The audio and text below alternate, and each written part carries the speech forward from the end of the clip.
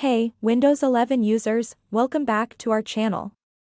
Today, we've got a quick and helpful tutorial lined up for you. Have you ever wondered how to make Google Chrome your default browser in Windows 11? Well, you're in the right place because we're about to show you just how easy it is to do that.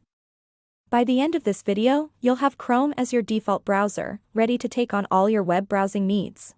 So, let's dive right in, go to the search from home and then click on Settings from here. Click on Apps. Then click on Default Apps and this screen will appear. Write Chrome here and click on it. After that, click here. Now click on Switch Anyway. This will make Chrome your default browser on Windows 11. And there you have it, folks. You've successfully set Google Chrome as your default browser in Windows 11. It's a simple process, but it can make a big difference in your day-to-day browsing experience.